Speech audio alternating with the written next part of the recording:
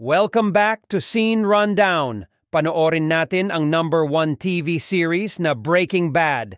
Dalawa ang bida sa TV series na ito, si Walter White na high school chemistry teacher at ang dati niyang estudyante na si Jesse Pinkman. Sa Season 1 ng Breaking Bad, si Walter ay na-diagnosed na may terminal lung cancer. Minsan, nakasama siya sa isinagawang raid ng kanyang bayaw na si DEA agent Hank Schrader. Ni-raid nila ang isang meth lab. Nalaman niya mula kay Hank kung gaano kapakipakinabang ang pagluluto ng meth o shabu. Malaki pala niya ang kinikita dito at bilang chemistry teacher, alam niya ito gawin. Kaya nakipagtulungan si Walt kay Jesse Pinkman upang kumita ng sapat na pera para tustusan ang kanyang pamilya kung sakaling siya ay mamatay na sa cancer. Bumili sila ng mga materyales at sinimulang magluto.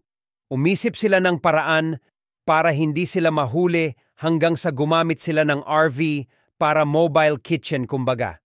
Sa kasamaang palad, si Jesse at ang kanilang batch ng bagong lutong meth ay inagaw ng isang pares ng mga dealer na nagngangalang Crazy 8 at Emilio.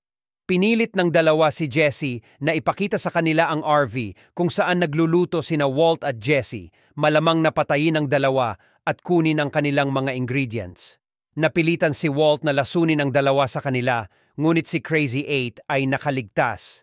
Kaya napilitan din si Walt na patayin ang mismong meth dealer. Hindi nagtagal, nakialam ang pamilya ni Walt, ngunit hindi para sa lihim na pagluluto ng meth ni Walt. Sa halip, gusto nilang ituloy niya ang chemotherapy kaysa tanggapin na lamang na terminal na ang kanyang cancer. Sa huli, pumayag si Walt na magpagamot kahit na ang gastos ay maglalagay sa kanyang pamilya sa utang.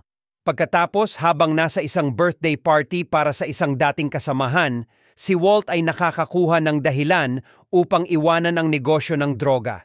Inalok siya ng magandang trabaho, health insurance, at ang pangako na ang kanyang paggamot sa cancer ay ganap na babayaran. Sa kasamaang palad, kakailanganin nitong aminin ni Walt na kailangan niya ng tulong at patawarin ang kanyang mga dating kasosyo.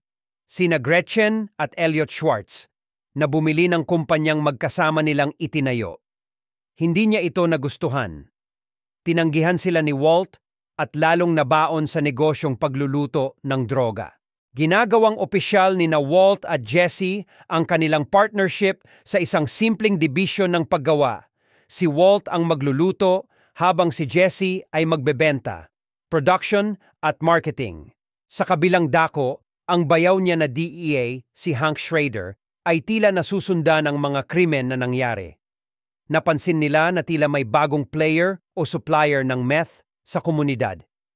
Pumunta ito minsan sa kanyang school laboratory para mag-inquire sa mga bagong gadget at supplies na ginagamit ng kanilang bagong suspect. Hindi malaman ni Walter White paano ililihis ang investigasyon ng kanyang bayaw. Kaya lang, sa lalong madaling panahon nalaman ni Walt kung gaano kamahal ang chemotherapy, na naging dahilan upang itulak niya si Jesse na pataasin ang kanilang mga benta. Nakipag-ugnayan si Jesse sa isang lokal na boss ng krimen, si Tuco Salamanca, upang makita kung interesado siyang bumili ng mas marami at dekalidad na meth na gawa nila ni Walt. Ito ay para mas mapunduhan ang operasyon at gamot ni Walter sa cancer. Sa halip, may mas magandang ideya si Tuco, iligpit si Jesse at nakawin ang meth na pinaplanong niyang ibenta.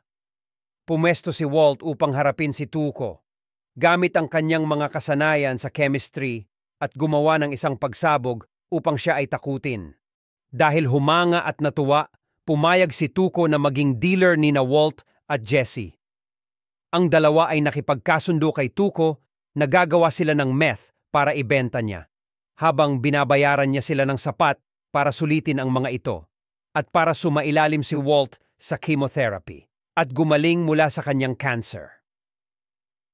Upang panatilihing lihim ang kanyang pagkakakilanlan, tinanggap ni Walt ang katauhan ni Heisenberg, hango sa sikat na physicist na kilala sa uncertainty principle na si Heisenberg. At sa ilang sandali, tila mapapanatili ni Walter ang kanyang pangalawang trabaho, isang sikreto mula sa kanyang pamilya. Si Jesse naman ay natutuwa rin sa pera na kinikita niya.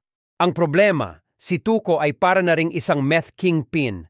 Nagpapakasawa din sa isang meth habit ng kanyang sarili. Ang unang season ng Breaking Bad ay nagtapos ng pinatay ni Tuco ang isa sa kanyang sariling mga tauhan dahil sa konting pagkakamali.